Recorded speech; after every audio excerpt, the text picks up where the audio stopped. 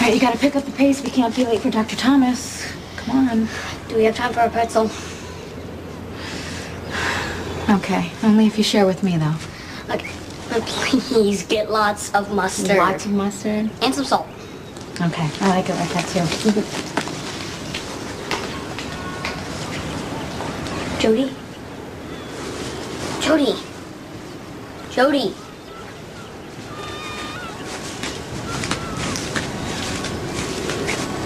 What'll it take to keep you away from my daughter? I looked into Michael's doctors. You're not gonna like what I found. According to Dr. Winters, Dr. Thomas is a good shrink, but the man does have a God complex. He believes he can save every patient. Yeah, that's how he was with me. God loves to hear himself talk, always had all the answers. He's flawless on confidentiality, and most of his patients do get better. Yeah, he seems to be helping Michael. But I don't trust him. Can you keep digging? Are you kidding me? I'll take any excuse I can find to spend with that Dr. Winters. That's good. That's good, Justice, but I need to make sure that Michael is safe with Dr. Thomas.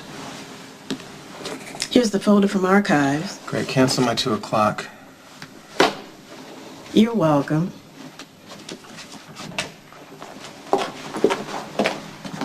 How's the weather? Cloudy, with a 50% chance of don't bother me. Thanks.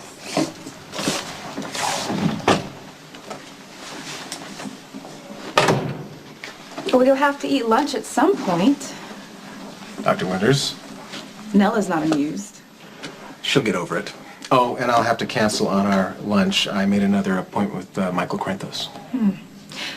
Oh, a lot of people seem to care about that kid. Including myself. I'm not asking you to break confidentiality. Good. But how's he doing? Well, let's just say that I thought the case was leading in one direction, and now it's going in another. You're a gangster's son and a terrible influence. But Jodie's my friend. She's smashing things again. Did she get that from you? I don't know what you're talking about. Jodie's father's getting her away from you people before something terrible happens to her.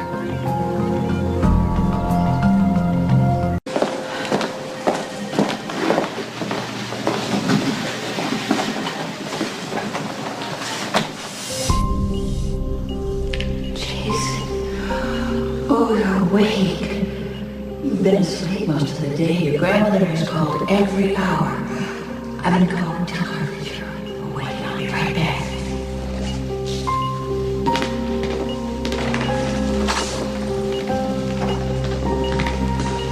Hello, Jason. It's good to have you back. Dr. Thomas is anxious to see you. Jason, you looking for me? Dr. Thomas, I'm sorry we were late for our appointment. Oh, no worries. Hey, you ready for our session? I guess. All right, come on, let's go. Are you okay? Yeah, it's just been years since I've thought about my accident, but a memory came back. It's out of nowhere. Hey, you weren't going anywhere. You know, everything is just out of focus. I'm waking up. My head is bandaged. You know, Monica is there. She leaves to call grandmother. And then another woman comes in, so she must have been a nurse. But she says Dr. Thomas wanted to see me, but something was wrong. Well, do you have any idea what? I don't know. It was in the room or it was in the hall. Oh, okay. Are you sure that these memories are about Dr. Thomas? Hey, buddy, what's Can you hold me right now, please?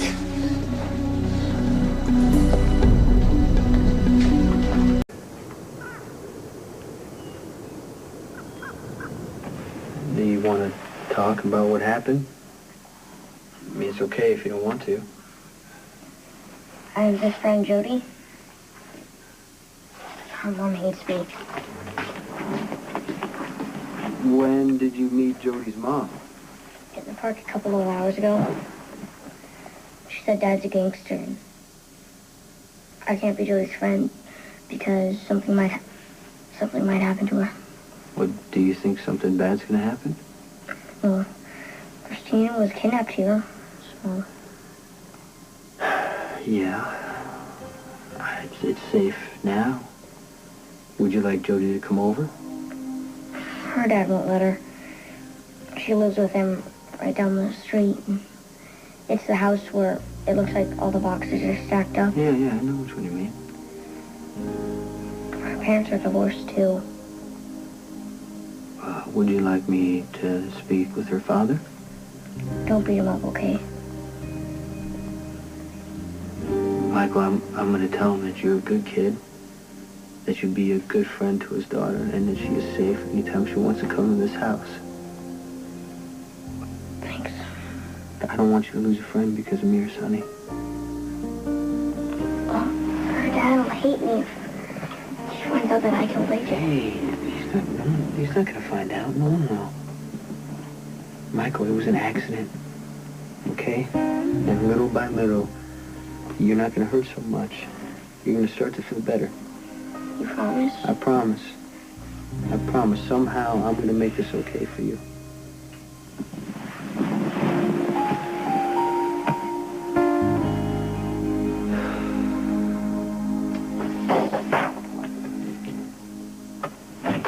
Okay, please tell me again, it's normal for a kid to run out of a session. It happens even with kids like Michael who try to act like grown-ups. So do you think he's getting any better? It's hard to say, given the secret he's keeping. What are those? Brain scans? Of Michael? No, actually, Jason right after the accident. Why do you have brain scans of Jason? Well, I'm comparing the two cases. Well, they're nothing alike. Well, perhaps not to the layman, but to me. Michael's closed off because of emotional trauma. At some level, he's made a decision not to feel anything. Jason, on the other hand, is dealing with physical trauma. The accident destroyed part of his brain.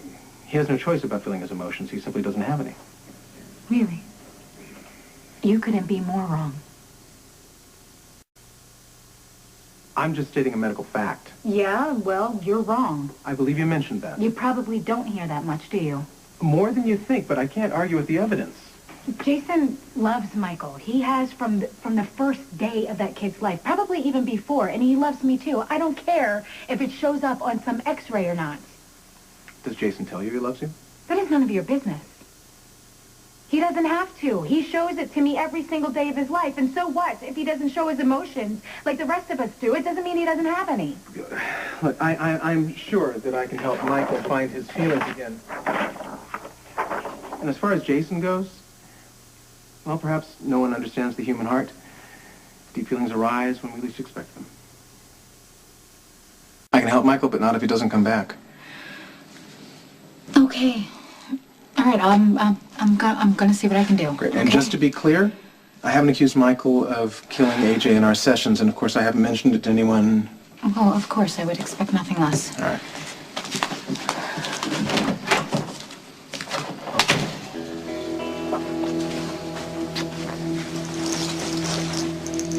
Dr. Thomas, I forgot my... Yeah, I was just about to run after you. Thank you.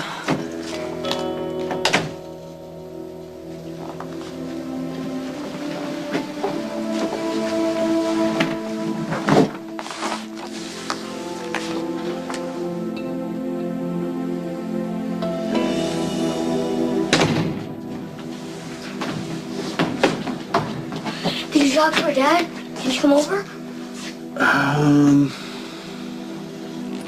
I have some bad news. When I got to Jodie's house, I saw a moving van pulling out of the driveway. They must be getting new furniture. Well, I knocked on the door and nobody answered, Michael. Did you pound on the door really hard? Look through the window? Yeah, I pounded on the door, I rang the doorbell, I looked through all the windows. I'm sorry, Michael. I mean, they must have moved out because Jodie's house is empty.